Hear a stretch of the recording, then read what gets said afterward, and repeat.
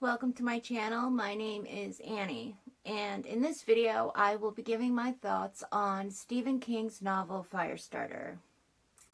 So Firestarter was released in 1980 and was published by Viking Press. Stephen King dedicated Firestarter to Shirley Jackson, who is also known for writing mystery and horror, and she is most famously known for her novel The Haunting of Hill House, which was adapted into a television series on Netflix in 2018. While writing Firestarter, Stephen King modeled the main character Charlie after his own daughter Naomi. Firestarter was also adapted into a movie in 1984 starring a young Drew Barrymore. So the story begins with a father, Andy McGee, and his 8-year-old daughter, Charlie, who are on the run after the murder of Andy's wife and Charlie's mother, Vicky.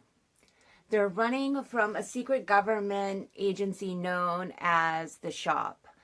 And to understand how Andy and Charlie got into this predicament, we have to go back to 1969 when Andy was a college student and broke and looking for some money. And he volunteered to be a part of an experiment that were paying volunteers $200. So in this experiment, they gave half the group a placebo and the other half of the group a hallucinogenic called Lot 6 that's a lot stronger than regular LSD and other hallucinogenics. It has very unusual side effects. So while Andy is there, he obviously gets the Lot 6 dose, and he ends up meeting Charlie's mother and his future wife, Vicky. Now, they get together and they fall in love, and as a result of this experiment done for $200 when they were in college, their side effects included Vicky had minor telepathy, and Andy ended up having like mind control telepathy, where he was able to make people do things by using his mind, and he called it the push. And as they fell in love, they got married and they had a daughter, Charlie. And when they had their daughter, Charlie, they realized that also their chromosomes changed as well as giving them the gifts that they have. They passed a gift on to their daughter, Charlie, and Charlie was born being able to start fires and was a pyromaniac. Not a pyromaniac, pyrokinetic, I guess is the word. But she was able to start fires with her mind. So after Andy's wife Vicky is murdered, Andy and Charlie are on the run from these secret government agents from the Shop who want to run tests and experiments on them and who want to use Charlie as a weapon of war. And as they're running, Andy and Charlie use their special powers to elude the agents trying to evade capture, and they're exhausted and at the end of their rope, and they end up luckily getting picked up while hitchhiking by a very kind man named Irv Manders. And Irv Manders sees this little girl, and she's all skinny and dirty, and they look like they've been through it. So he shows them some sympathy and kindness, and he invites them to meet his wife Norma and to come over his house for a nice home-cooked lunch.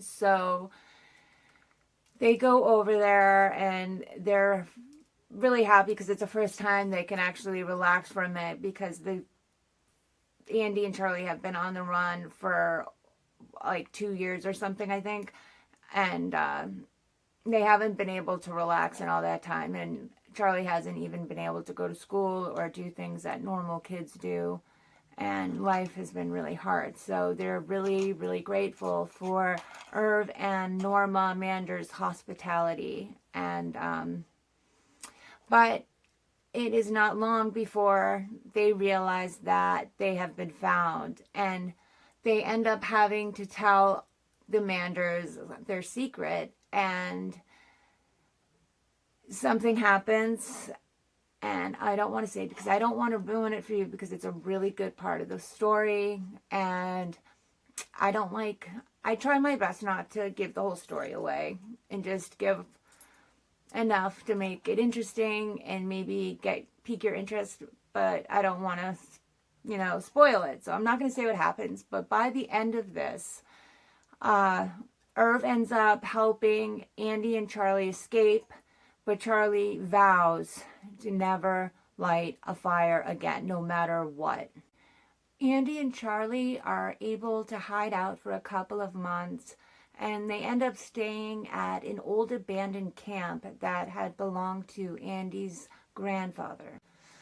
Although Andy and Charlie were able to hide out for a little while at Andy's grandfather's camp, eventually they were found, but this time they were both captured and brought to a secret government facility.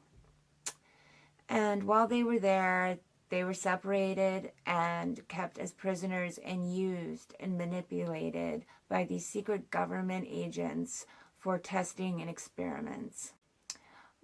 Both Andy and Charlie are feeling really bleak and hopeless right now, desperate to be reunited, but being trapped while not having anyone they can trust. Will Charlie and Andy be reunited? And will they be able to escape and expose the evils done by this secret government agency known as the Shop? To find out, you need to read Firestarter for yourself. What I really liked about this book was that it was really fast-paced and exciting. I felt like I was watching a thriller on TV, and my heart would race really fast, and I'd get that, when you watch a thriller and you want to look, but you don't want to look. That nervousness you get. Definitely felt that while reading this. It was really fast-paced and exciting. And while I was nervous to find out what would happen next, I couldn't help but not be able to stop wanting to find out what happens next. And it's definitely a page-turner. And I would definitely recommend it to anyone who likes Stephen King or anyone who really likes thrillers. Another thing I really liked was the characters. I thought they were really colorful and complex. They were very three-dimensional, and I thought they were very interesting. I really liked the character of 8-year-old Charlie, and I was really impressed at how Stephen King is able to write in the point of view of an 8-year-old girl and make it interesting. I also really enjoyed the villains of the story because they were so layered and complicated. And I have to say that the character of John Rainbird, he is so diabolical, and I really think that he might be one of Stephen King's most underrated villains. He's terrible. So, as I said before, I would definitely recommend Firestarter to anyone who likes Stephen King or anyone who just likes thrillers. So, those are my thoughts on Firestarter, and I really hope that you liked this video. In my next video, I will be giving my thoughts on Stephen King's Cujo. Thank you for watching, and I guess I'll see you next time. Thanks.